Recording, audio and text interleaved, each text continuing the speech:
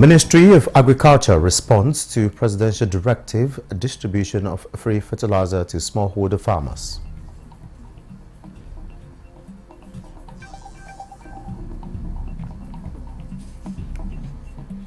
Employment of academics at Federal University's House of Representatives to visit head of civil service of the Federation.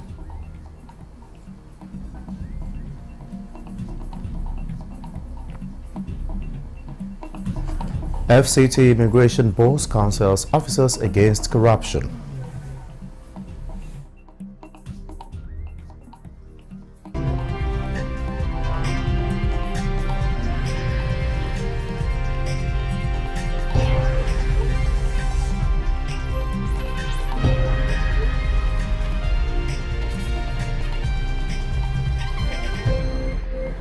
Hello and welcome to the news desk at 6 on Nta News24. We are live in Abuja. I am Olajide Bello. Many thanks for joining us.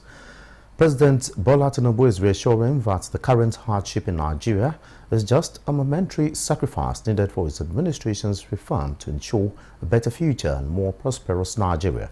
The president addressed the prevailing socio-economic situation in Nigeria during the meeting with the executives of the Nigerians in Diaspora Organization NIDO in China. State House correspondent Musbah and Wahab reports. Time with Nigeria's ambassadors in China. These representatives with ranging durations of stay here and with experiences in different fields. But then, we had concerns on due recognition in China, government support for small and medium-scale businesses in Nigeria, as well as the renewal of a currency swap policy to ease international transactions. The relevant ministers addressed the issues raised. It has been a very good trip. For the president, this trip has opened up opportunities, new ideas and insights to double down on policies and programs to facilitate infrastructural and economic development across Nigeria. So good roads here. I want to emulate and reflect it back home.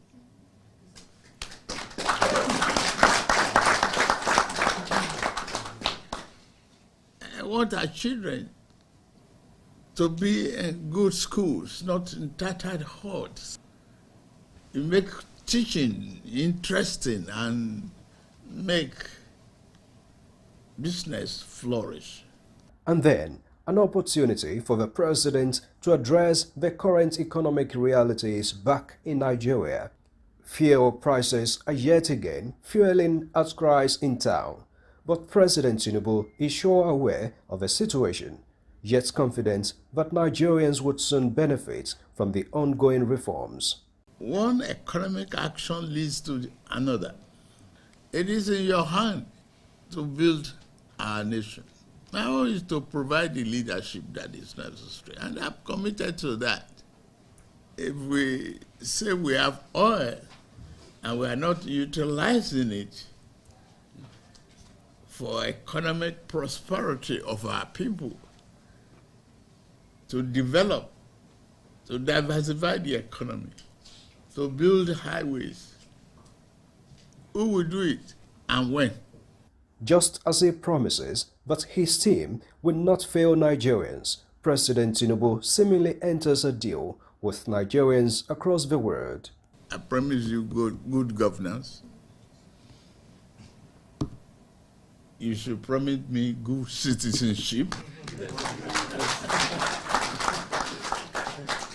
And he also wants to go home to make those implementations. Not as though we don't have them, but he's going to take them seriously and make sure that we have all of these things.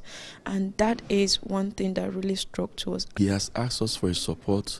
We are willing to support. We've heard from him. We believe in what he has said, and he has said that he's ready to work, even with we in the diaspora, to achieve the aims and objectives of his government. And so, they were left with new impression and hope that the current administration means well for Nigeria. From Beijing, Musbah and Wahab, Nta News.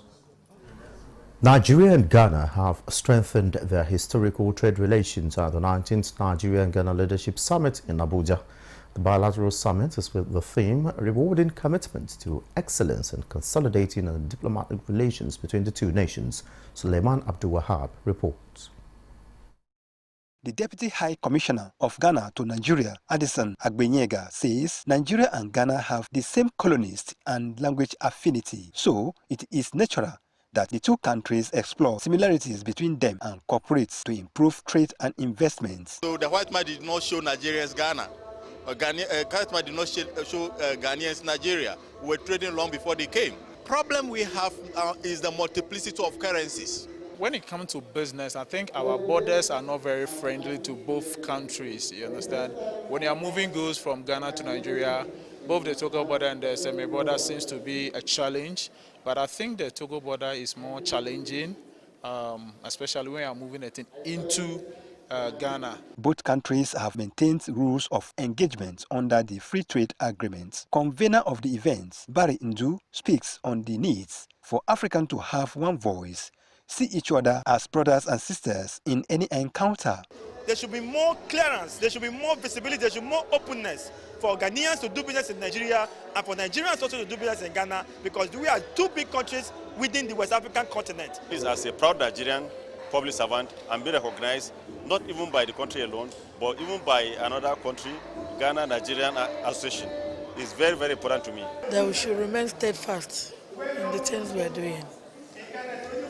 We can have a better world if we have it in mind to create a better world. It's something that can be done one by one and collectively. The event highlights warm reception accorded to Nigerians during the period of their studies in Accra, as awards were also presented to some personalities. The Federal Ministry of Agriculture and Food Security has commenced the distribution of free fertilizer to smallholder farmers as directed by the President.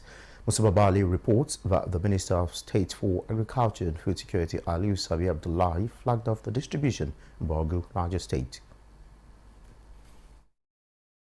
2.1 million bags of fertilizer were released to the Federal Ministry of Agriculture and Food Security by the Central Bank of Nigeria.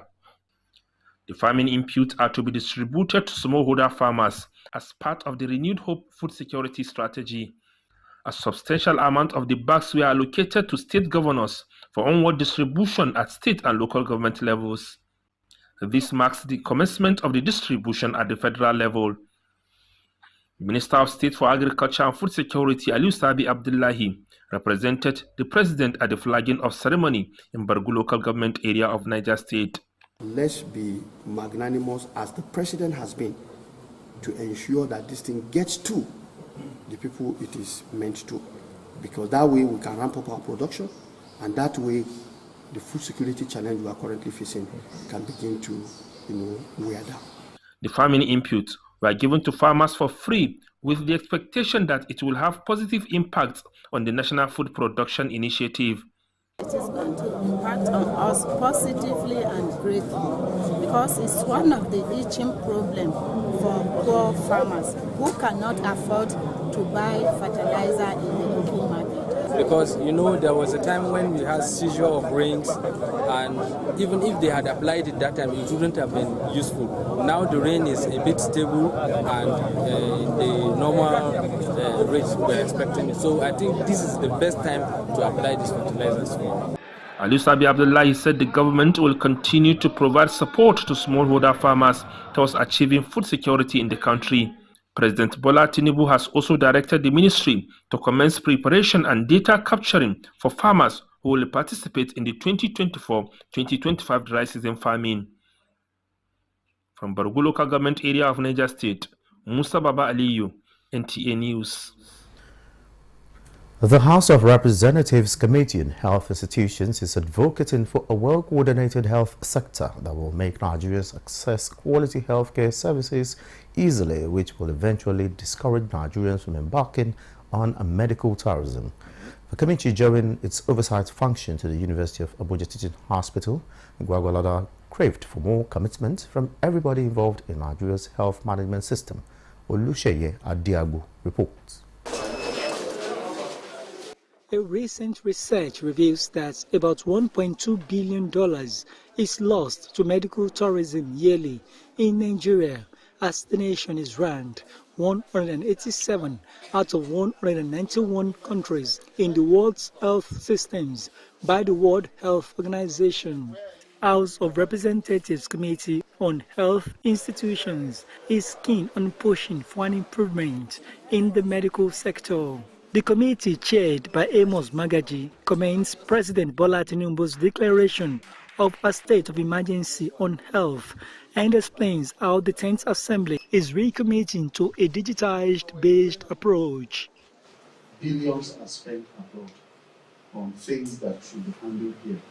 And that's why the committee and the entire House is trying so much. And I thank God that even what the committee, the bill or the motion that was proposed in the House, the President has also keyed into it and declared a state of emergency on health.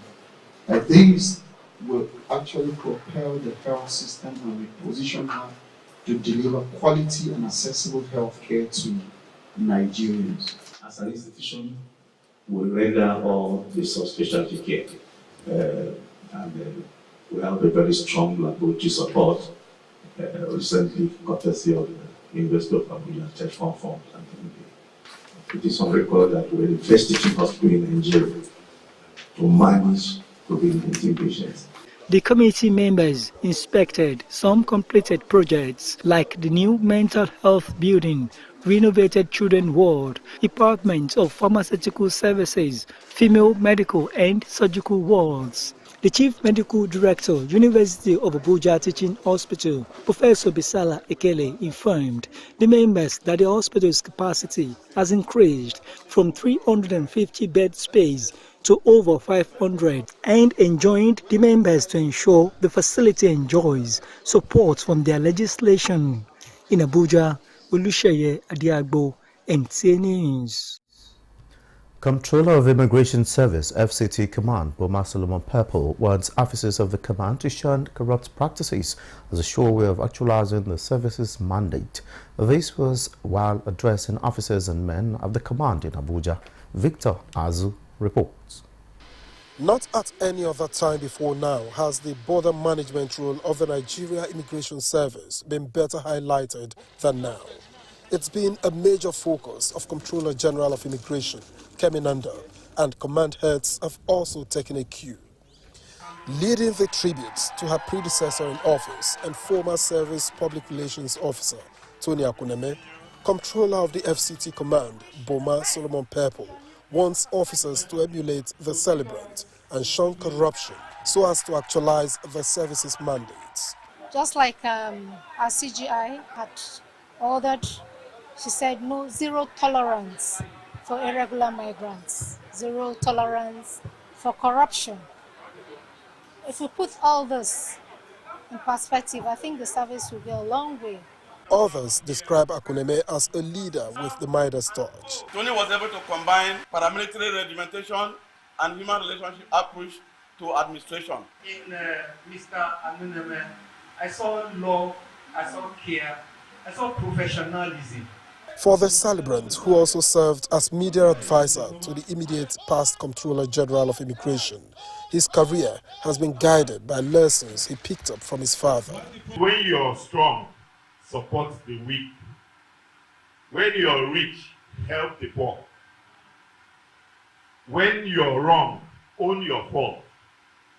And when you're angry, hold your tongue. CIS Tony Akuneme is now Comptroller, Ilela Border Command in Sokoto State. In Abuja, Victor Azu, Nta News. You're watching the news desk at 6 on Nta News 24. More reports when we return.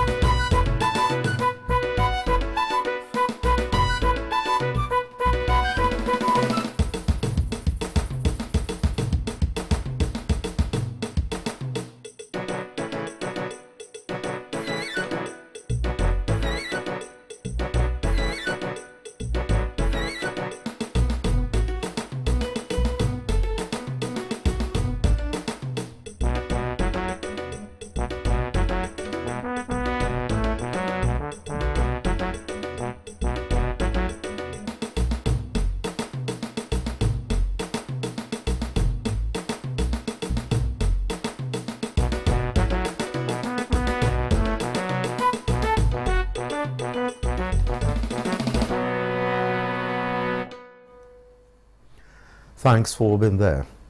Nigeria needs to concentrate more on the protection of our history through proper documentation of civic education is key to mobilizing citizens toward the national aspiration of a united country.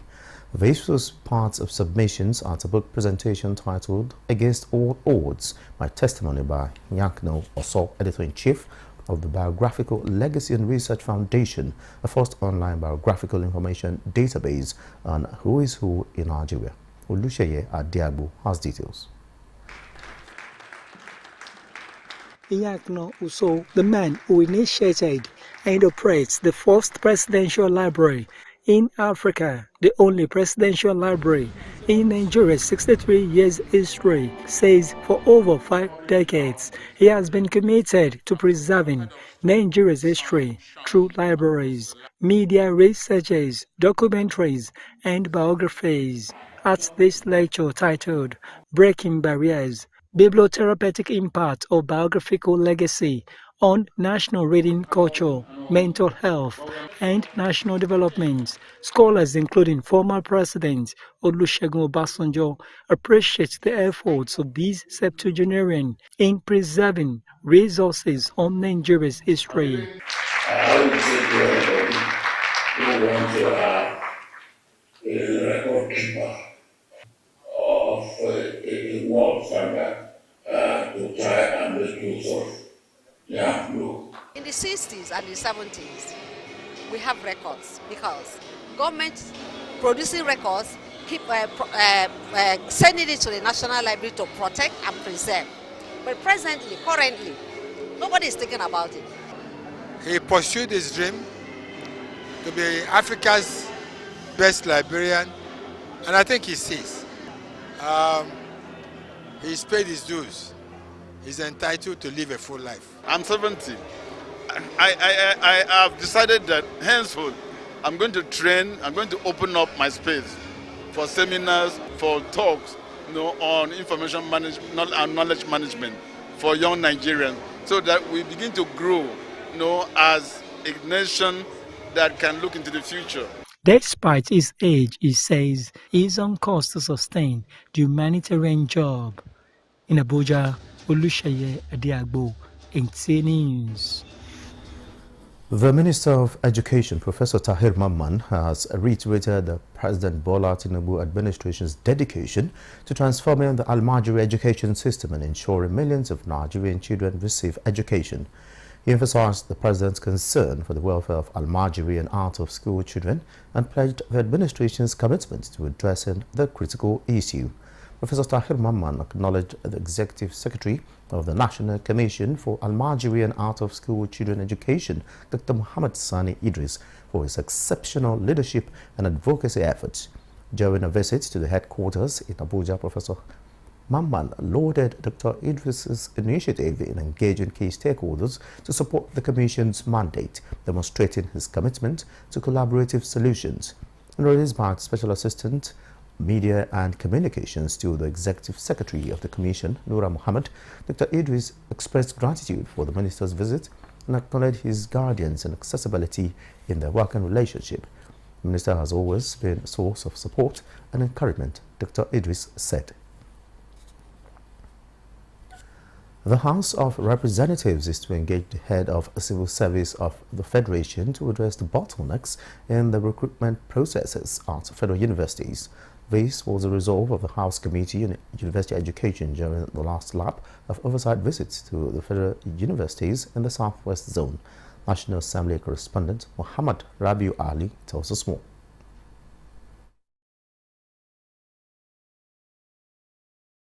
The report will come in our subsequent bulletin. Moving on.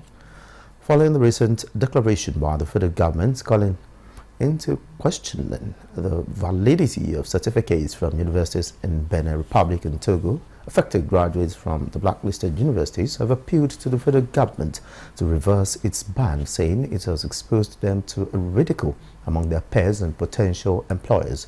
They raised their concerns at a press conference organized by the West African Francophone Universities alumni in conjunction with the National Association of Nigerian Students in Diaspora.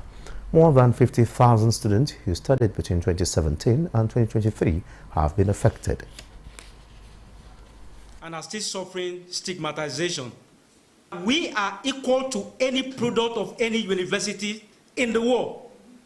We were given competency tests and assessment by the NYSC before we were issued our NYSC certificate, either discharge or exemption. This process rendered over 30,000 graduates from these universities feeling worthless and left them with uncertain futures, causing them significant psychological distress. No system is without flaws, and the presence of a few bad actors does not render the majority ineffective. We know and we are sure of the certificates that we carry, and we are confident that we have gone through the right channels and the right process of confirmation. Kano State Governor Abba Kabir Yusuf has directed for the continuation of search and rescue operations to recover remains of the remaining victims of a building collapse in Norman's Land of Sabongeri area. This was during an assessment and sympathy visit to the scene of the incident. Abdullahi Mustafa has the details. This is Jakara River, which runs through the heart of Kano City. It is yearly prone to flooding, affecting communities it runs through. This building along Sarkinyaki Road in Sabongari area collapsed as a result of the torrents pouring in from the overflowing river. Governor Abba Kabir Yusuf is at the scene to commiserate with residents over the incident that claimed 4 lives. We also lost one of the children again, but the agencies are still searching for her body.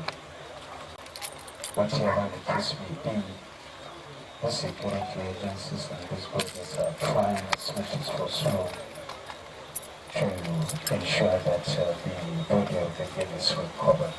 The governor was earlier at Imawa, a community along Kano Zaria Highway, where a motor vehicle crashed 3 persons to death. After taking part in the funeral prayer, he condoled with residents and assured that a pedestrian bridge would soon be built to forestall frequent loss of lives along the busy highway. Kano State government, he also disclosed, is to foot the medical bills of those injured. In Kano, Abdullahi Mustafa, Nta News. Member of the House of Representatives representing Basa Jos North, a federal constituency of Plateau State, Daniel Asama, has described the judgment of the appeal court affirming his victory at the polls as a commitment to justice and upholding the will of the people.